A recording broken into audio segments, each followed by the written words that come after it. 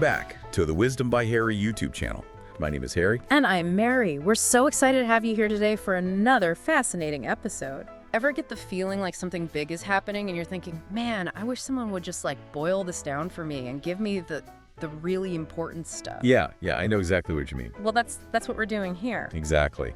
Going deep on this whole Elon Musk thing. Yeah, Elon Musk. With President Trump's Department of Government Efficiency. DOGE. DOGE, that's right. DOGE. Yeah. And all this talk about him maybe stepping down. So we've been looking at all these articles and reports, trying to distill it down. Yeah, distill it down. What's really going on here? Why should we care? Exactly. What do we need to understand? So what's the signal through all the noise, right? Exactly. So just to get everybody on the same page, yeah. Elon Musk, right? He joined the Trump administration as a special advisor. And this was specifically to lead this DOGE initiative. Mm-hmm. And it wasn't like he was just, kind of peripherally involved. He was the tip of the spear.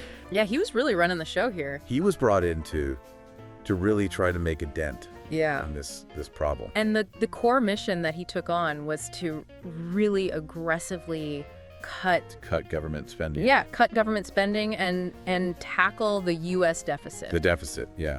And when we say tackle, I mean, we're talking about some big numbers. Yeah, serious cuts. I mean, his aim was to cut the deficit by $1 trillion. $1 trillion with a T. $1 trillion. That's a huge number. It's a very big number. And it kind of makes you stop and think for a second, wow. Especially when you consider the time frame that was initially proposed. Yeah, so he put out this really, really ambitious timeline. He did.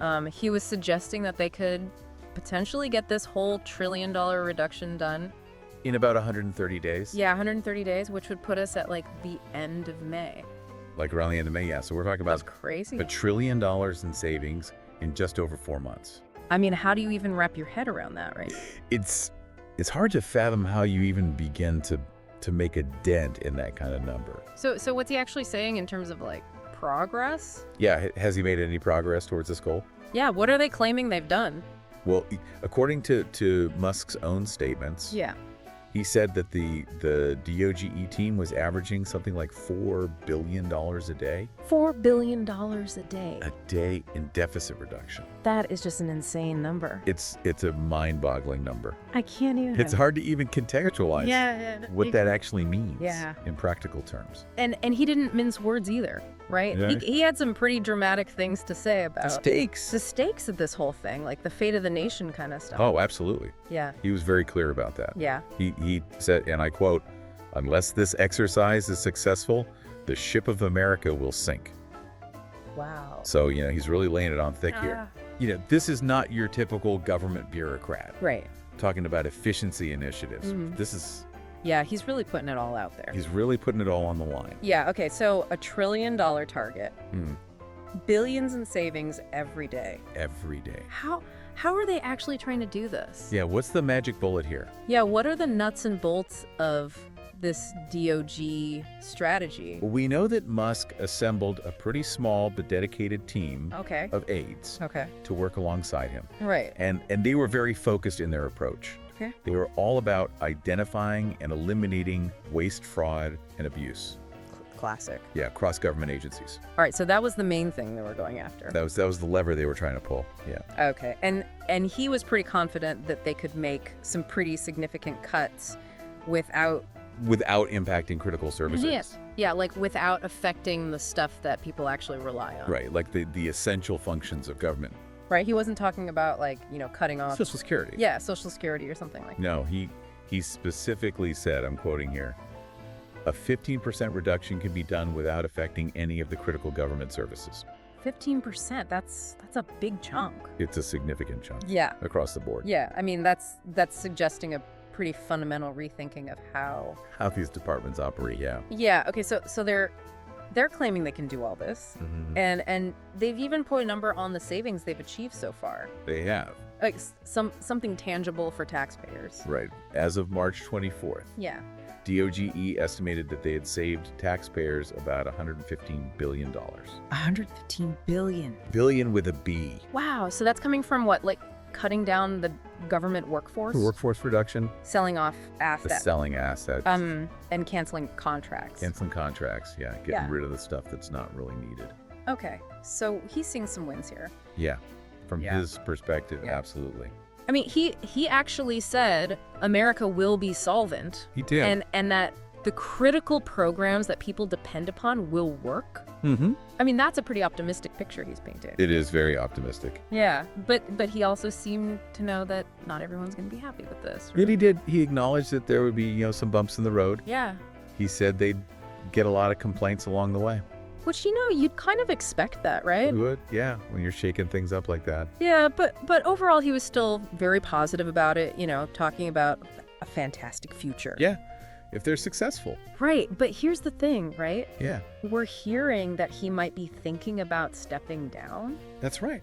And this is, even with all this progress, this bright future. Now, what's going on there? Yeah, what's driving this? Is it something within DOGE, or is there something else going on? I think it's fair to say there are some pretty significant pressures coming from outside of DOGE that are playing a role here. Okay, like what? Well, for one thing, you've got these protests, these widespread protests that are targeting his electric vehicle company, Tesla. Okay, so these aren't just like small, little isolated things. No, these are gaining some real traction. Okay, and is that having an impact on Tesla, like in a real, tangible way? Well, there are reports that Tesla's share price has taken a hit recently. Okay. One analysis showed a drop of over 5%. 5%. Just last Monday. That's a lot. That's a substantial drop. Yeah. So, I mean, he's got that to deal with. Mm-hmm. And then he's also feeling stretched thin, right? Right. He's juggling a lot of different things. Yeah. He reportedly told his staff that he's stretched pretty thin. Yeah. He even joked that he had like 17 jobs. 17 jobs? I mean... That's a lot to handle. That's a lot for one person. Yeah. And then on top of that, he's dealing with all the media scrutiny surrounding the Tesla issues. That's got to be taking a toll. Yeah. I mean, how could it not, right? Yeah. I mean, he reportedly described experiencing rocky moments. Yeah. And he even used the term Armageddon. Wow. In relation to the media coverage of attacks and vandalism. Wow. Directed at his company. That's intense. It is, yeah. And I think when you're facing that level of negative attention, it's natural to start reevaluating your priorities. Yeah, you start to think, maybe I need to step back. Exactly. Okay, so we've got all the external pressure with Tesla, Mm-hmm. but are there also like challenges within DOGE itself? There are. Yeah, there have been some criticisms Okay. directed at the way DOGE has been operating. Okay, like what kind of criticisms? Well, there have been numerous lawsuits filed Suits. that are questioning the legal basis for DOGE's actions. Okay, so they're saying they might not even have the authority to do what they're doing. Some are alleging that they've acted without proper legal authority Okay. and that they may have violated privacy laws Privacy laws, that's interesting. in their pursuit of efficiency gains. So it's not just about like, are they saving money? No, it's about whether they're doing it the right way, Yeah. whether they're overstepping their bounds. So he's getting hit from all sides here. He is, yeah. But he's still defending the work that DOGE has been doing. He's standing by it. Yeah. He's publicly defended the initiatives that DOGE has undertaken, Okay. and he's pushed back against the criticisms. Okay. He's acknowledged that there's been massive disruption Yeah. caused by DOGE's efforts. But he's saying it's worth it. But he seems to view it as a necessary part of achieving their goals. Yeah. He seems to believe that the ends justify the means in this case. Okay, so let's step back for a second. Right. We've got this really high-profile guy. Right, a celebrity CEO Yeah. brought into government Right. with this very specific goal to make huge cuts to government spending. Right. $1 trillion. $1 trillion. Yeah. And he's claiming that they're making significant progress Yeah. in a very short period of time. And they're using some pretty aggressive methods to do it. Yeah, they're not pulling any punches. So what's interesting here is you've got these two contrasting narratives. Right. You've got the DOGE narrative, which is all about success and transformation. Moving fast and breaking things. Right. And then you've got what's happening with Tesla, Right. which is protests and financial trouble. And that's having a real impact on him personally. Yeah. And then you layer on top of that all these legal questions About DOGE. about DOGE. About whether they're even allowed to be doing what they're doing. Yeah. And it really makes you think about, what are the implications? Of all of this. Yeah. I mean, can you really just come in and make these massive changes so quickly? Right. what are the unintended consequences? It's broken that maybe shouldn't be broken. Yeah, you've got these ambitious targets, this really fast implementation. Yeah, a breakneck pace. Claims of success. Yeah, big claims. But then you've got these external pressures with Tesla. And then you've got the internal resistance and legal challenges. Yeah. It's a lot. It's a very complicated situation. Yeah. And it really raises the question of, can you really just take these private sector models of efficiency and just plop them down in government? Right. And expect everything to work out perfectly. Right. I mean, there are fundamental differences between the private sector and the public sector. Yeah. And I think this whole situation is really highlighting that. Okay, so let's do a quick recap for everyone. All right, let's bring it all together. Elon Musk might be stepping away from DOGE. Potentially by the end of May. That's right. And this is after claiming some pretty big progress towards this $1 trillion deficit reduction. Trillion with a T. Yeah.